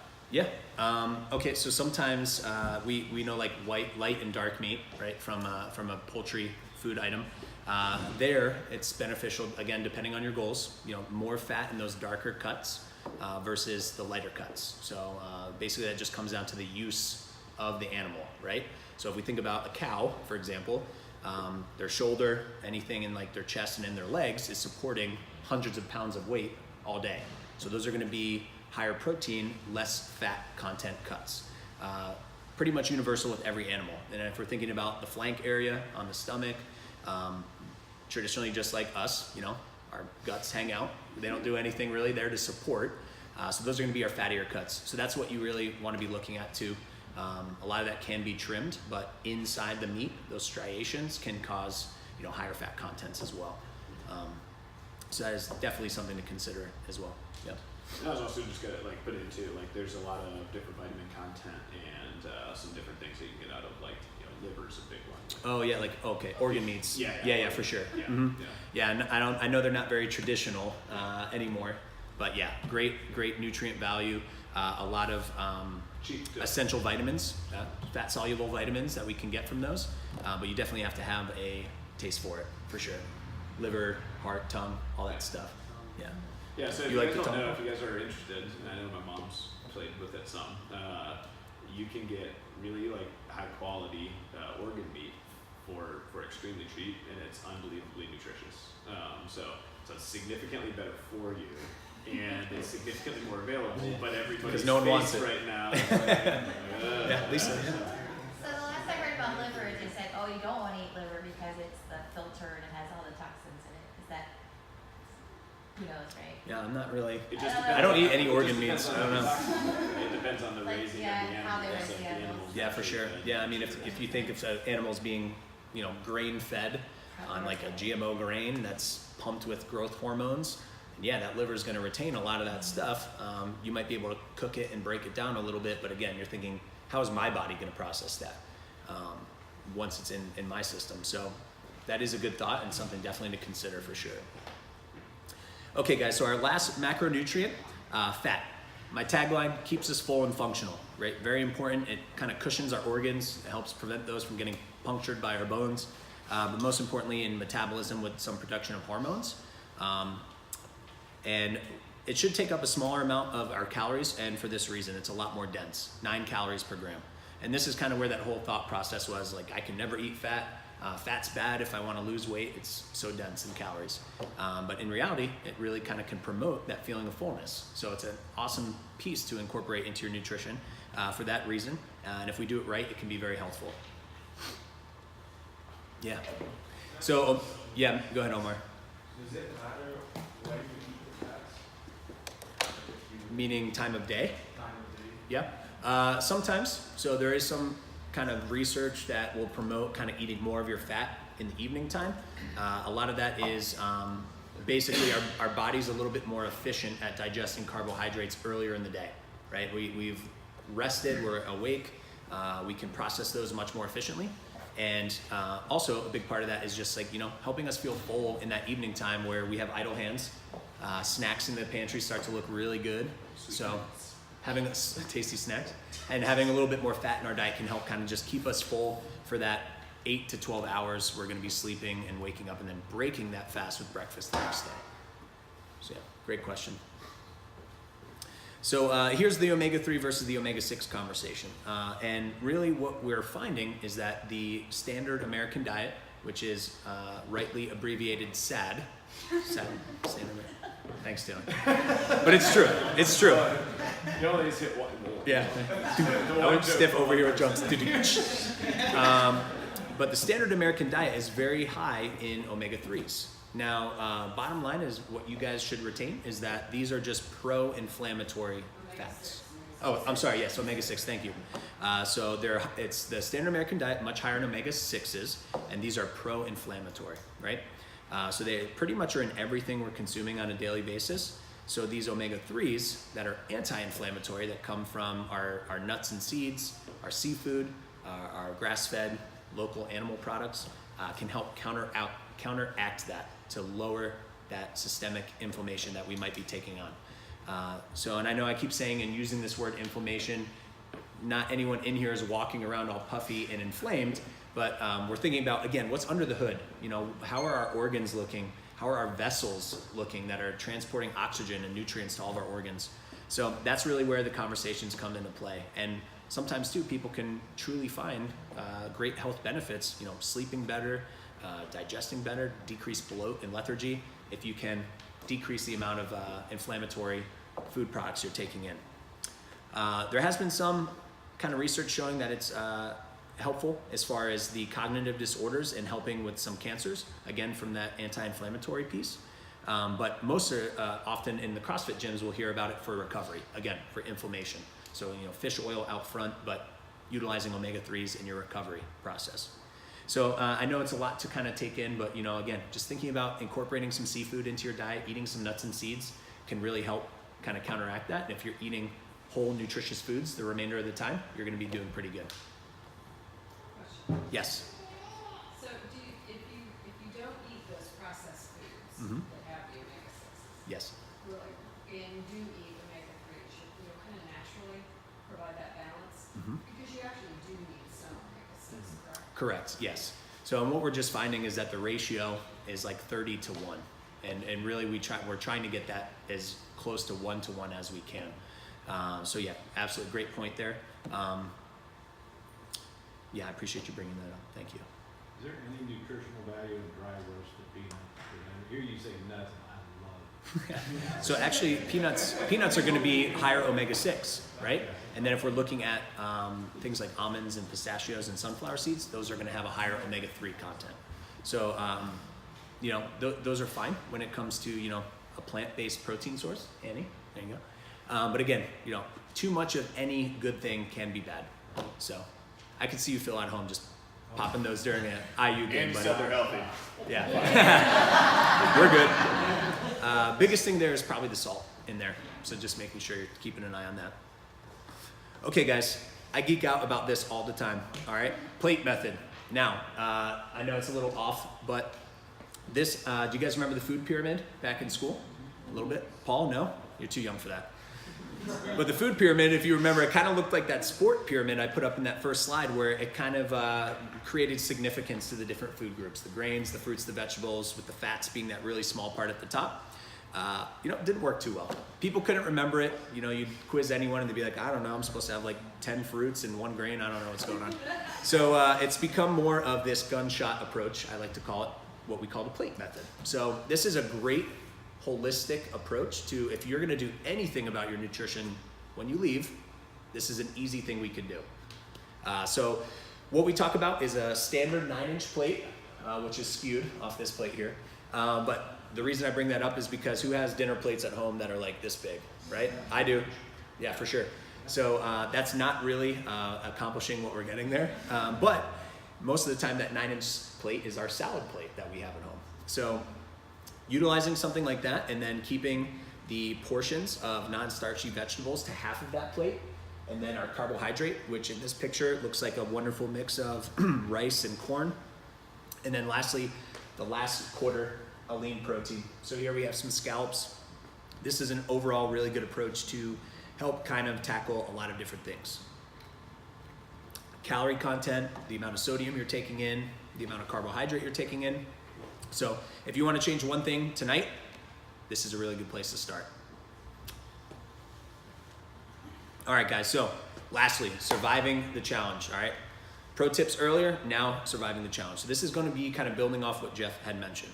So common faults that we see are kind of going a little nuts. So I talk about SMART goals all the time.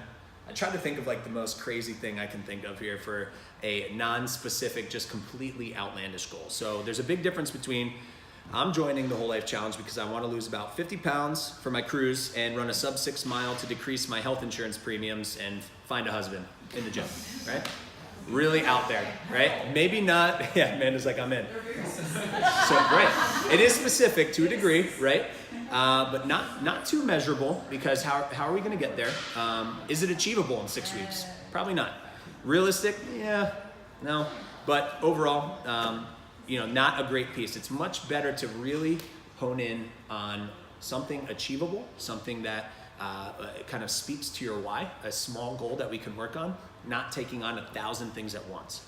So maybe we can say, I want to focus on making some body fat changes a priority over the next 6 weeks to lose about an inch off my waist so I can fit in that suit again for my 10th high school reunion come November, right? That's a good why. You want to feel good and confident about fitting into some clothes, again, that maybe you've grown out of, knowing that, you have a little bit of a push to get you there. A little bit more of an aesthetic versus like a true, why is it pushing you there? But overall, something a little bit more to kind of help you guys think about what you want to do with your nutrition goal, right? We talked about that 1 to 5 scale and how we can make that look. Meal prepping, this can be super helpful as well. So being prepared, there's huge glory in being prepared. So Sunday, Jeff used as a common example. That's, I think, a universal meal prep day. But this can be a lot of different things. It can be creating a menu, creating a plan, looking at your social schedule with your spouse and your family to say, hey, when are we going to be pressed for time versus when do I have 3 hours at home where I can really commit to doing a meal for 30 minutes, right? So thinking about that, 3 compartment containers can be super helpful for this, and you can get them almost at any store. We got ours on Amazon. Yep. That mimic that plate method, right? A larger portion for your unstarchy vegetables, and then a smaller portion for your lean protein and your starchy vegetables there. Helpful tools to have in the house. If you guys don't have these things, get on it. An Instant Pot for some rice, or just quick cooking things. I think, Phil, didn't you have one of these? You guys live by that thing now, don't you? Mm-hmm. Crock pot, perfect to just set some meat in like a sort of casserole sort of thing in the beginning of the day. Come back home to a nice smelling meal and you don't have to do anything. I know Omar is trying to experiment with this now. And then lastly, the containers in a muffin tin can be super great for portion size foods. Adrian? Your Instant Pot can also be your crock pot. Yeah. There you go. Yeah. Can your crock pot be your Instant Pot? They figured, I like that. This might be a good time to tell you that this presentation is sponsored by Crock-Pot. And then repetition, think about that. So if you are someone who doesn't mind, having leftovers or just maybe creating 3 meals to the week to carry you over for the 7 days, don't discredit that. That can be, you can create a few staples. I think most people who are dialed in with their nutrition eat the same thing week to week. I think Jeff eats steak like every day. But he's got his go-to recipes. I have my go-to recipes. This is something that can really help kind of create some good success. Spend a little bit of time up front to do that to create a nice foundation for yourself. So you got to add one thing on that. Yeah, for sure. So we did a challenge earlier this year, and it was people who started early in the day, right? And they kind of got up and fired on all cylinders from, I think they had to be at work at like 7, a lot of them showed up at 6. So they're grab and go in the morning. And for the first time, I really saw people dialing in success with prepping breakfast for the morning. And they used that muffin tin approach, and they basically baked eggs. So they would put 2 eggs into each portion of the muffin, put some spinach and maybe some peppers in there, and then you get these like really fluffy kind of egg McMuffin looking things. And you can dial in the carb content and the protein content perfectly, and the fat content. It's almost a perfectly well-rounded meal. And as I always say, a little hot sauce on it, you're good to go. Right? And so we would get people who they'd stop at Starbucks, and then they'd be eating these on the way, and you literally can eat them just like a muffin. Mm-hmm. And so for those of you guys who maybe do struggle with breakfast, these guys, again, we're talking about making a consistent habit change. It takes no time, super simple prep. You get the whole breakfast for the entire week, and we saw people like just change that. They're like, I'm going to do this going forward for sure. It was amazing. It was faster, it was cheaper, it was more healthy. It's everything. And I know a lot of times for meal prep, everyone always thinks about lunch, right? So we go to the office and lunch is, it's pizza and cake, and everybody's messing around. And Stifler, sometimes the soda machine dies, and then chaos ensues. Right? So that's what you're thinking about that. Everyone always goes to the lunch and maybe dinner, but do think about breakfast too. If that's one of those things, if you guys are bad, if you're always on the go, right? You gotta take kids to school, gotta get up, and we're always hustle and bustle. You don't have the time to do that. Prep the breakfast. It's actually pretty easy. Yeah. So yeah. Absolutely. Yeah, thanks for that input. A couple of the favorites listed here. They are off this recipe website that we have that we've been sharing with a couple of our clients. And basically what we have here is if you are a tracker, you're using MyFitnessPal or something, you can find that these recipes, the legwork has been taken out. So you can just search these on MyFitnessPal on this healthystepsnutrition.com/healthy recipes. And that way, so for example, you say, I made these meatloaf muffins or Amish oatmeal. You can just put in your yield, search it on the MyFitnessPal, and it's all the legwork is taken out of that for you. So if you guys have ever experimented putting recipes in there, it's kind of tedious. You have to put all of your ingredients, how many servings it yields, and all that. So there's a lot of healthy recipes on this site that are already uploaded into that, so you can get a little bit of a better handle on what you're doing. So I would encourage you guys to check that out. Again, this is getting into some of Phil's questions. So avoiding common faults, eating every 2 to 3 hours to have avoiding that hangry feeling that we all talk about, right? So low blood sugar, often that will too lead to, okay, well, I skipped lunch, so now I have this ability to go absolutely berserk for dinner, right? Overeating and then having those negative feelings afterwards. So trying to eat something every 2 to 3 hours, planning for that. So setting a timer if you need to. And again, this is all going to be individualistic. Some people are really good at this. Some people are terrible. Really just finding out what's going to resonate well with you. Thinking about proactive logging or just planning your meals ahead of time kind of bleeds into meal planning, but some people find success with that. Looking at where tracking the next 3 days ahead of time. If you eat the same breakfast, if you know what you're having for dinner those days, seeing where you can be the most successful in that. Not a morning person. Try a couple of those recipes that Jeff was just talking about. I've worked with a lot of people on just creating like a protein smoothie in the morning, getting that carb, protein, and fat all in one thing. You could make a bulk amount of that, like 30 plus ounces, and just drink from that for 3 days, and then make another one, right? That can be super helpful. And then, yeah, Jeff has a great smoothie recipe. He claims he's created the perfect one. I got 2. And then, so if you're on the road too, a cooler can be super helpful, right? Shows preparedness. You can keep a lot of perishable food items in that. But there's other things like ready to eat items like jerkies and nuts and seeds, fresh fruit, all those things you can keep in your car. Be prepared for any issues so you don't feel so tempted to stop at Chick-fil-A. It's one of my favorite. Hydration, huge role in metabolism, huge role in weight loss, which I know is a primary focus for a lot of people when it comes to the Whole Life Challenge. Needed for all metabolic functions. General rule of thumb is to try and get in at least 80 ounces a day. Most people in here, CrossFitters, you guys are doing pretty good at that, but that's a great baseline to go off of. That was a big one for me last year. I know I try to get some good Yetis and sippy cup. The straws in the cups can help a ton. So think about making that investment if you can. And then I get a common question a lot about sparkling water. LaCroix fans out there, right? Yeah. Oh, thank you. okay. All right. You guys gotta invest in. Have you guys tried Waterloo? Yeah, there we go. Waterloo's the bomb. Anyway, that can equate to water consumption as well. All right, as long as it's not with any added sweeteners, you guys are good to go there. Okay. But then lastly, alcohol. Right. This is a big one. A lot of people can easily. Paul, what are you doing there? So yeah, alcohol, mainly, especially if we're doing some type of mixed drink, or we, love those tasty IPAs that have that high alcohol content to them, can be super detrimental to what we're trying to accomplish. Not only from a calorie perspective, but you start to see it bleed into cognitive function, sleep quality, recovery. So these are all things that you have to consider. It takes our bodies at least 48 hours to process that with our liver. So we need to make sure that we're doing the best we can to make the best progress that we can. So if our body's constantly processing a toxin or digesting that, we're never having enough time or energy with our body to lose weight, gain strength, sleep better, because it's focusing on ridding that of toxins versus making improvements. So that's my argument there. I'm a realist, so I understand, right? We need to have balance. So if you do have to do something, you can work on maybe consuming water between beverages or just stick to one. I mentioned those serving sizes earlier. 1 for women, 2 for men per day. I would say that's even too far as what the Academy recommends from the dietetics standpoint. And then lastly, sleep.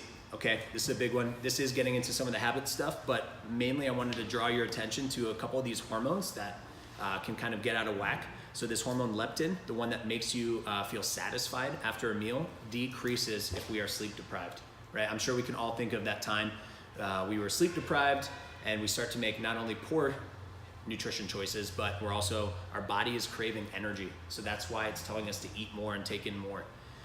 This hormone ghrelin, which makes us hungry, is increased. So now we have both of those working against each other.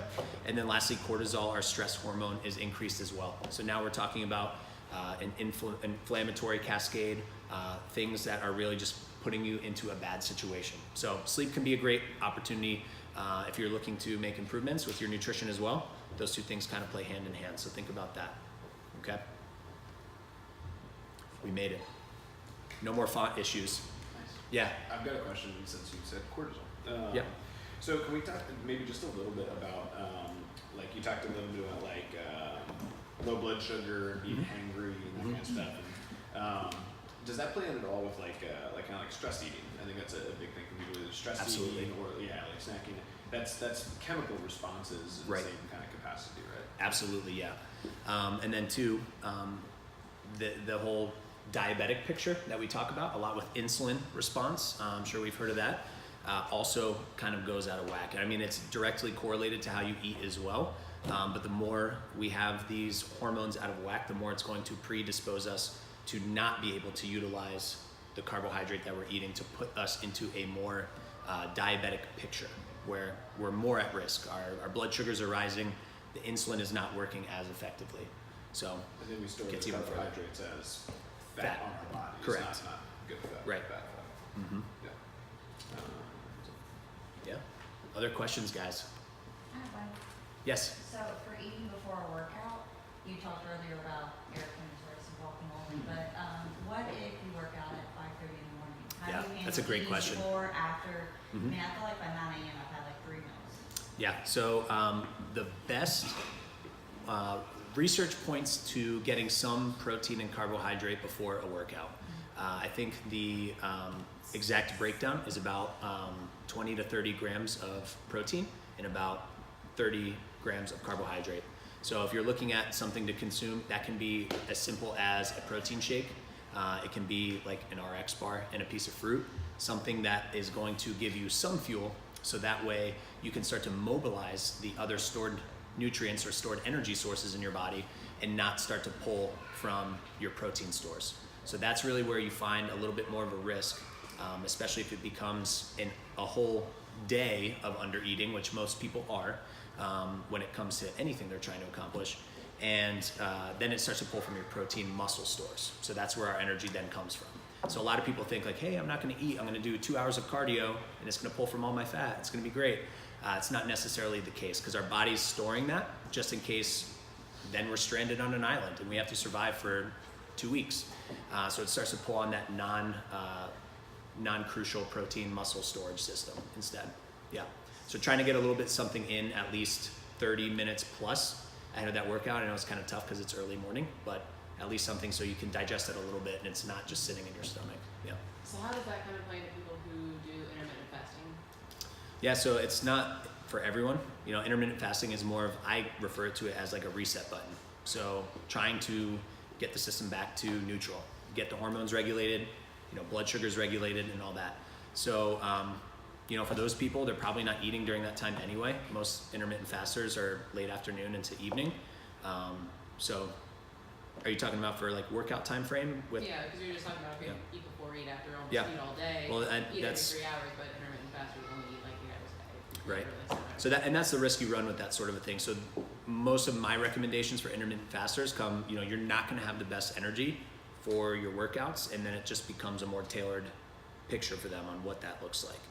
Because if you really look at that blood sugar response, you eat, it peaks, and then for the rest of the day it's coming down. So you're not going to have that energy source to draw from for that.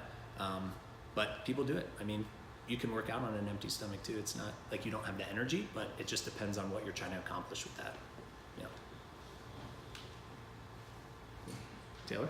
Yeah, I feel like this is the macro breakdown that you suggested is like very different from like what I feel like a lot of people are generally suggesting in terms of higher protein, lower carbs. And so my sister-in-law, who's also a dietitian, has also been like, yeah, people are saying eat too few carbs. Don't do that. So like, what are some of the like consequences of maybe eating more protein, fewer carbs that I think a lot of people are very excited about doing? Yeah, I mean, at the end of the day, depending on, again, our goals and what we're working towards, that protein, our body has systems to break that protein down and turn it into energy. Most of the time, it's going to be, if we are eating too much protein and too little carbohydrate, that will lead to excess weight gain in the storage of fat. But then you start to look at, okay, maybe this person's kidneys aren't set up to digest and process all of that protein. Some, genetically, again, people do better with a higher protein, lower carbohydrate. It really just kind of depends on the picture. So bottom line is our body's going to get energy some way, shape or form, and it has cellular processes to do that. But for the most part, again, I think those carbs, the fat has gotten a bad name, and that's where that protein comes into play. But that's when they come to us and they say, hey, I plateaued, or I'm not losing any more weight, or I'm not gaining strength. What can I change? Can I answer on that same topic? I'll tell you one of the reasons, because I used to recommend much lower carbohydrate content. Still do for certain people. One of the big reasons that I will recommend a lower carbohydrate content is the individual is not capable of eating quality carbohydrates. Right. So if I limit the carbohydrates that they're going to have in the day to 130 grams, right? If you're going to eat bad carbohydrates, 130 grams is going to go in about 2 seconds, and that's all you're going to get for the day. So if you're incapable, if I'm working with somebody and they don't eat any vegetables and they don't eat any high quality carbohydrate pieces, that's going to be a huge area of issue, right? And so one of the ways that you can kind of finagle that, if you're a nutritionist, not dietitian, right? And you're trying to work with people, is to monkey with the numbers a little bit to maybe work for the person's lifestyle a little bit more. So that, I think, is an answer to your question. So now people are huge on this keto, right? And that's such a big buzzword now, and that chops a lot of the carbohydrates and has an increased fat and protein content. And I think a big reason why is I think people who like it are people like me who don't like vegetables, right? And so if you don't like vegetables and you love meat, right? You love butter, you love fat, you love all that stuff. It's just like, yeah, that sounds kind of appealing, yeah. And so I think it's one of those things where a lot of times that's like it's a simple out, doesn't necessarily fix the issue. The better way to do it is to have highly nutritious carbohydrates as a staple of your diet, but that doesn't work for everybody.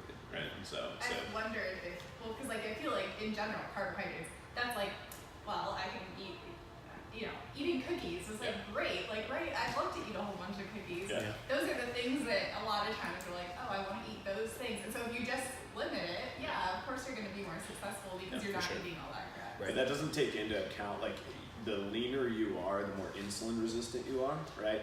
And so if we think about that, take O back there, right? O's got about 0% body fat, okay? And so if you guys know Omar, he's known to crush some pizzas and some things like that, and it doesn't really necessarily affect him, right? He can eat these because he's got this just massive insulin resistance. So the carbohydrates don't necessarily affect him the same way as somebody who maybe doesn't have that same response. So if you guys ever listen to Charles Poliquin, who's one of the top strength and conditioning experts in the whole world. I think he's got something like 50 gold medals under his belt in terms of people he's trained.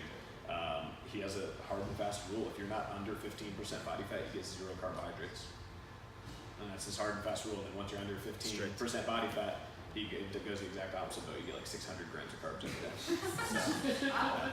So, it's a little bit what like Ryan.